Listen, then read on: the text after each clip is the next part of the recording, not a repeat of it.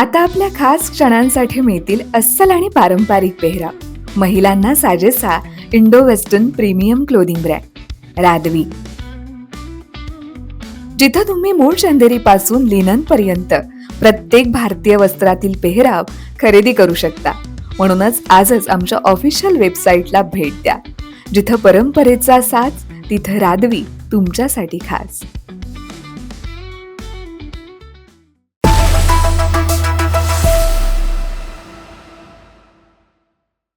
नमस्कार, मी तनया. न्यूज अनकटच्या महाराष्ट्र अपडेट्समध्ये आपलं स्वागत. सविस्तर वृत्त पाहूच, पण त्याआधी नजर टाकूयात काही महत्त्वाच्या हेडलाईन्सवर. राज ठाकरे यांच्याकडून उद्धव ठाकरे यांना वाढदिवसाच्या शुभेच्छा. पुण्याच्या खराडीत रेव पार्टीवर पोलिसांची छापामार कारवाई. वाल्मिकरांनी माझ्यासमोर बसलेल्या व्यक्तीला फोन केला होता, अंबादास दानवे यांची टीका. आणि कारगिल युद्धात शहीद झालेल्या जवानांच्या कुटुंबियांचा सन्मान. आता पाहूयात बातम्या विस्तारानं. ठाकरेंच्या शिवसेनेचे प्रमुख आणि महाराष्ट्राचे माजी मुख्यमंत्री उद्धव ठाकरे यांना वाढदिवसाच्या शुभेच्छा देण्यासाठी मनसे अध्यक्ष राज ठाकरे आज मातोश्री निवासस्थानी पोहोचले. यावेळी राज ठाकरेंकडून उद्धव ठाकरेंना वाढदिवसांच्या शुभेच्छा देण्यात आल्यात आणि दोन्ही भावांची गळाभेट देखील झाली आहे. विशेष म्हणजे काही आठवड्यांपूर्वी ठाकरे बंधू मराठीच्या मुद्द्यावरून एकत्र आलेले असताना आता दोघांची मातोश्रीवर भेट झाली आहे. त्यामुळे राजकीय वर्तुळात देखील चर्चेला उधाण आलंय. गोंदियात सकाळपासून मुसळधार पाऊस सुरूच आहे. याचाच फटका आता रुग्णालयातील रुग्णांनाही बसलाय. गोंदियातील शासकीय बाई गंगाबाई महिला रुग्णालयातील प्रसूतिगृहात पाणी शिरलंय. त्याचप्रमाणे कार्यालयात देखील पाणी शिरल्यानं एकच खळबळ उडाली आहे. पाणी शिरल्यानं काही वेळाकरिता तेथील रुग्णांची आणि रुग्णांच्या नातेवाईकांची तारांबळ उडाली आहे. रुग्णालयात पाणी शिरल्यामुळे प्रशासनावर एकच प्रश्नचिन्ह निर्माण होतोय. कोल्हापुरातील 85 लाखाच्या ड्रेनेज घोटाळ्याला आता वेगळं वळण लागले. ठेकेदार श्रीप्रसाद वराळे यांनी महापालिकेच्या अधिकाऱ्यांना टक्केवारीनुसार पैसे दिल्याचं रेड कार्डच जाहीर झालंय. बिल काढण्यासाठी मनपा अधिकाऱ्यांना ऑनलाईन पैसे पाठवल्याचं सांगत त्याचा स्क्रीनशॉट व्हायरल केलाय. विशेष म्हणजे तत्कालीन अतिरिक्त आयुक्त, तत्कालीन सिटी इंजिनियर यांच्यापासून मुख्य लेखा परीक्षकांपर्यंत बिल काढण्यासाठी टक्केवारी दिल्याचा गौप्यस्फोट त्यांनी केलाय. तसंच टक्केवारी घेतल्याशिवाय महापालिकेत कोणत्याही कामाची बिल निघत नाहीत, असा गंभीर आरोप ठेकेदार श्रीपाद वराळे यांनी महापालिकेवर केलाय. माझ्यावरती 85 लाख रुपये मी महापालिकेकडून खोट्या सह्या करून बिल काढलं असा माझा एक आरोप झाला. तर त्याच्या संदर्भात काल माननीय प्रशासक यांनी की माझ्यावर FIR दाखल करा वगैरे असं चौकशीचे आदेश दिले.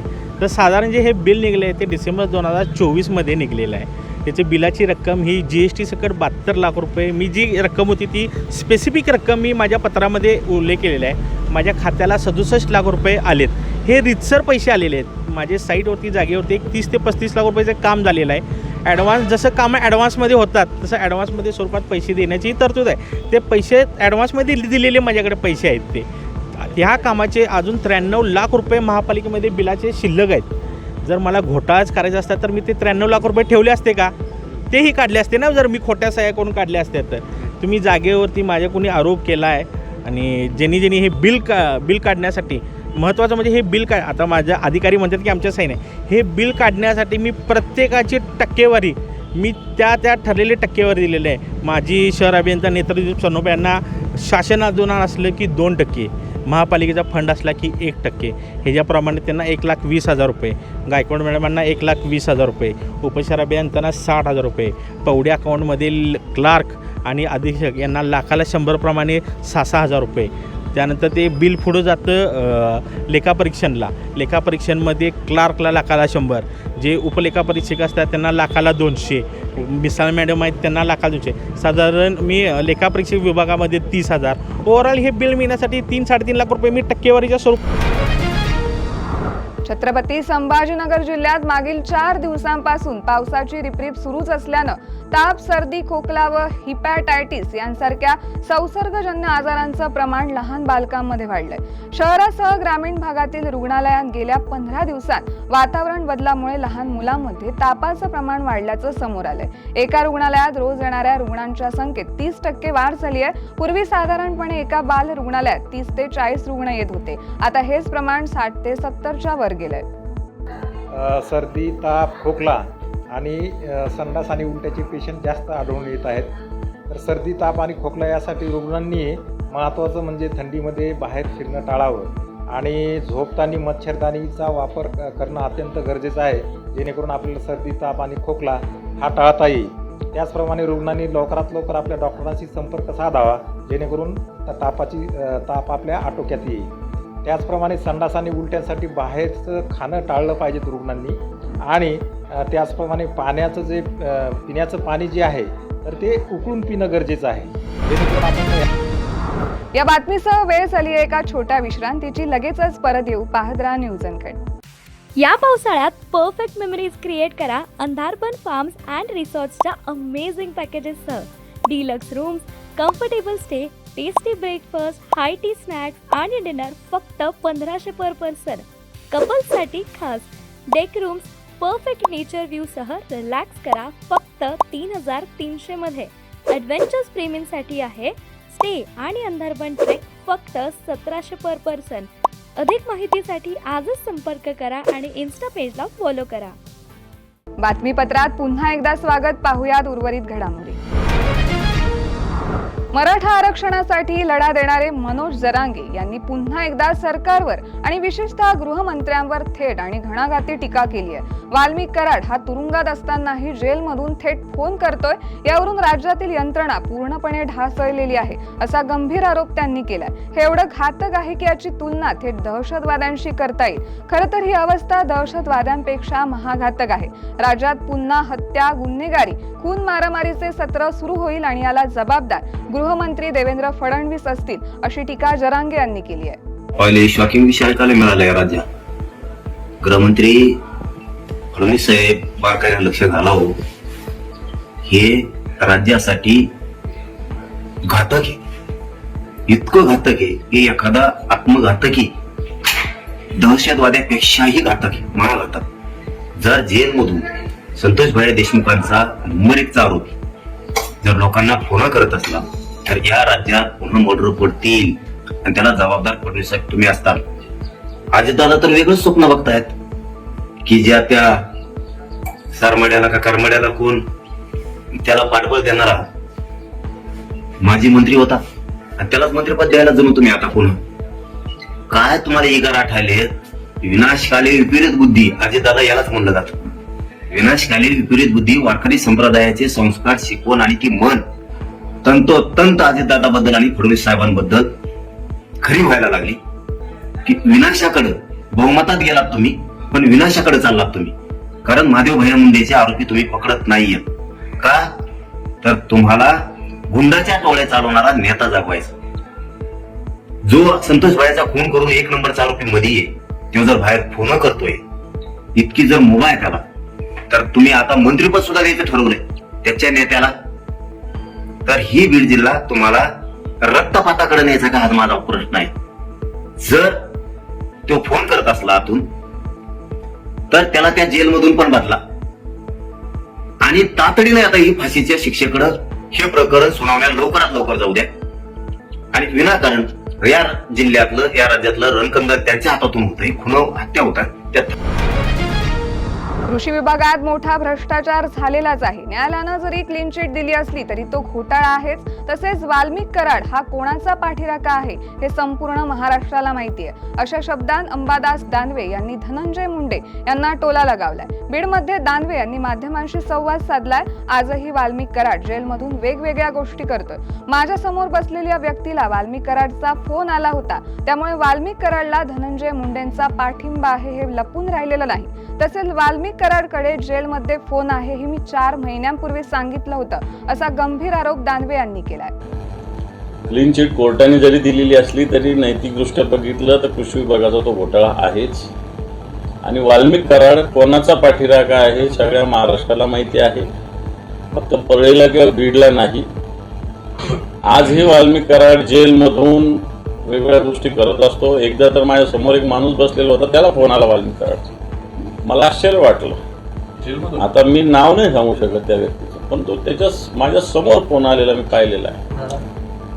कोणाला कसं सांगणार. आणि सांगण्याचा मुद्दा हा की अशा व्यक्ती ज्यावेळेस असे गुन्हे करतं त्यावेळेस मोठा सपोर्ट असतो आणि हा धनंजय मुंडेंचा आहे काही लपून राहिलेलं नाही. त्यामुळे मला असं कदापि वाटत नाही की अजितदादा जरी बोलले असतील तरी अशा पद्धतीने धनंजय मुंडेंना मंत्रिमंडळात घेतले जाते. वाल्मिक कराडांचा जेलमधून फोन आला होता तुमच्या समोर बसलेला हो आला होता. हा गंभीर प्रकार याच्यात चालूच आहे. पीक विमा अंतर्गत खरीप 2025 साठी यावर्षी विमा भरण्याची 31 जुलै ही अंतिम मुदत आहे. मात्र शेतकऱ्यांनी पीक विमा भरण्यासाठी 31 जुलैची वाट न पाहता लवकर पीक विमा भरावा असे आवाहन नांदेडचे जिल्हाधिकारी राहुल कार्डिले यांनी केले. शेवटच्या दिवशी केंद्रांवर गर्दी होते, पोर्टलवर लोड येऊ शकतो, त्यामुळे शेतकऱ्यांनी तत्काळ विमा भरावा असं ते म्हणाले.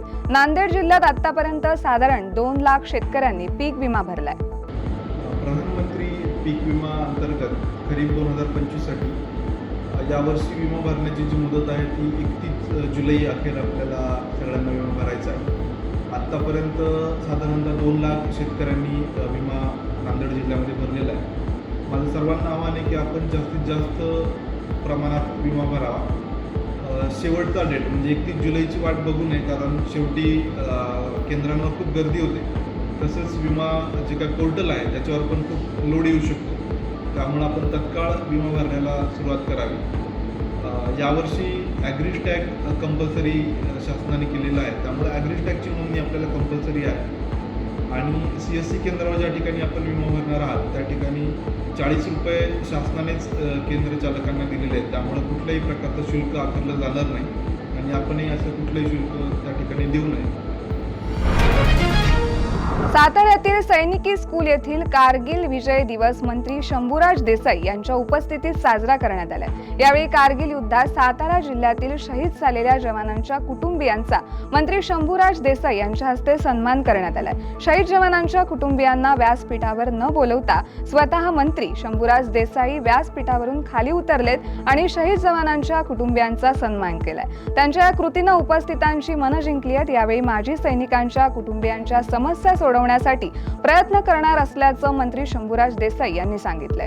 सातारा जिल्ह्यामध्ये आमच्या माजी सैनिक कल्याण विभागात ज्या लोकांच्या अशा मागण्या येतील किंवा जे प्रलंबित विषय महसूलकडचे असतील, पाणी पुरवठ्याकडचे असतील, ग्रामीण विकासकडचे असतील, विद्युतकडचे असतील, जमीन मोजणीच्या बाबतीतले असतील, तर त्यांनी आमच्या माजी सैनिक कल्याण अधिकाऱ्याकडे एकत्रपणानं ते विषय द्यावेत. मी स्वतः जेव्हा जिल्ह्यात असतो तेव्हा मी संबंधित यंत्रणांचे अधिकारी बोलवून या सगळ्या एकत्र आलेल्या अर्जांवरती किंवा एकत्र जे काही त्यांचे प्रश्न आहेत त्याच्या बाबतीत बैठक घेऊन असं सोडवण्याचा एक मी प्लॅन तयार केलेला आहे. मी आत्ताच आमच्या कर्नल हांगेंना तशा सूचना दिलेल्या आहेत आणि त्याप्रमाणे कदाचित 1 महिन्याभरामध्ये ती सुद्धा प्रक्रिया सुरू होईल. या बातमीसह वेळ झाली एका छोट्या विश्रांतीची. लगेचच परत येऊ. पाहत राहा न्यूज अनकट.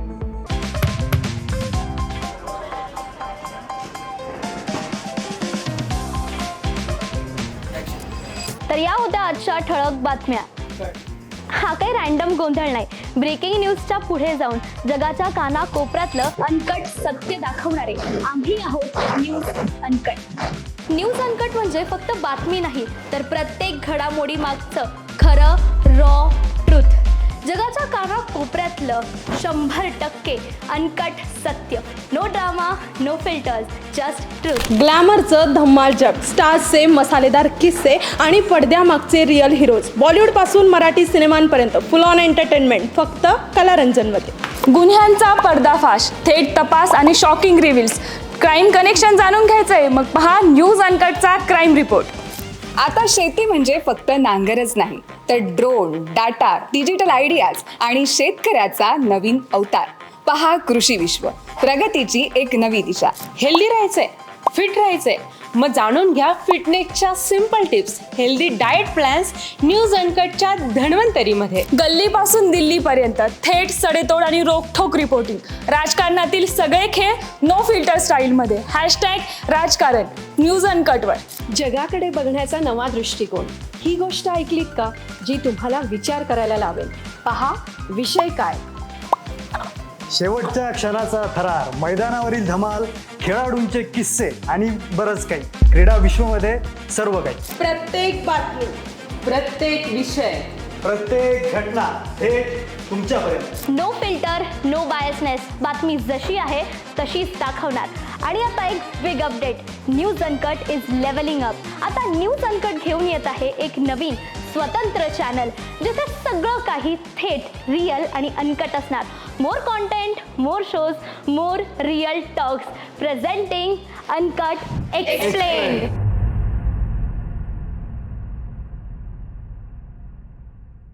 बातमीपत्रात पुन्हा एकदा स्वागत. पाहूयात उर्वरित घडामोडी. पुणे शहरातील खराडी परिसरातील एका फ्लॅटमध्ये सुरू असलेल्या रेव पार्टीवर पहाटे 3:30 वाजता पुणे शहर पोलिसांनी छापा टाकत मोठी कारवाई केली आहे. या कारवाईत पोलिसांनी 5 पुरुष व 2 महिलांना ताब्यात घेतलं असून मोठ्या प्रमाणात दारू, गांजा, हुक्का आणि अन्न नशिले पदार्थ जप्त करण्यात आले आहेत. विशेष म्हणजे या फ्लॅटमध्ये आणखी 3 महिला उपस्थित होत्या, मात्र त्या घटनेच्या दरम्यान पळून जाण्यात यशस्वी झाल्या असून पोलिसांकडून त्यांचा शोध सुरू आहे. पोलिसांकडून अधिक तपास सुरू आहे. छत्रपती संभाजीनगर शहरासाठी अत्यंत महत्त्वाचा असलेला जायकवाडी पाणी पुरवठा जलवाहिनी प्रकल्प वेळेत आणि दर्जेदाररित्या पूर्ण होण्यासाठी छत्रपती संभाजीनगर महापालिकेचे आयुक्त जी श्रीकांत हे स्वतः पावसातही कामाच्या ठिकाणी पोहोचले. या दौऱ्यात त्यांनी प्रतिकूल हवामान असूनही सुरू असलेल्या कामाची सखोल पाहणी केली आणि संबंधित अभियंते व अधिकाऱ्यांकडून प्रगतीचा आढावा घेतला. यावेळी त्यांनी कामाच्या दर्जाची खातरजमा केली आहे, तसेच वेळेच्या चौकटीत प्रकल्प पूर्ण होण्यासाठी आवश्यक त्या सूचना दिल्या आहेत.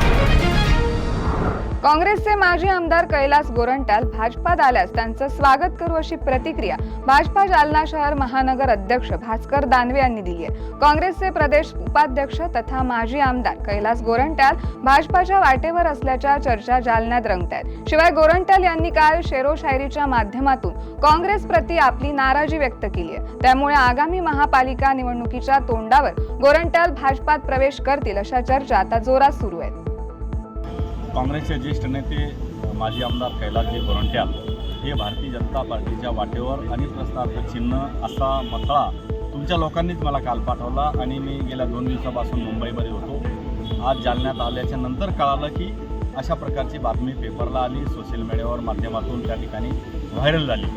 आणि तुम्ही सांगितल्याप्रमाणे की माजी केंद्रीय मंत्री रावसाहेब पाटील यांच्याशी सुद्धा त्यांचा संपर्क झाला. ग्रामीण जिल्ह्याचे अध्यक्ष नारायण कोटे यांच्याशी संपर्क झाला. भारतीय जनता पार्टी देशात नंबर 1चा पक्ष आहे, राज्यामध्ये नंबर 1चा पक्ष आहे आणि म्हणून जालना जिल्ह्यामध्ये सुद्धा भारतीय जनता पार्टी हा नंबर 1चा पक्ष असला पाहिजे. जर इतर पक्षातून कोणी नेते भारतीय जनता पार्टीमध्ये येत असेल आणि भारतीय जनता पार्टीला जर बळकटी मिळत असेल आणि त्या ठिकाणी म्हणून आम्ही सर्व भारतीय जनता पार्टीचे पदाधिकारी येणाऱ्या सर्व व्यक्तींचा, नेत्यांचा त्या ठिकाणी मान सन्मान त्या ठिकाणी करू. आणि या बातमीसह वेळ झाली आहे महाराष्ट्र अपडेट्समध्ये. इथेच थांबायची. तोपर्यंत पाहत राहा न्यूज अनकट.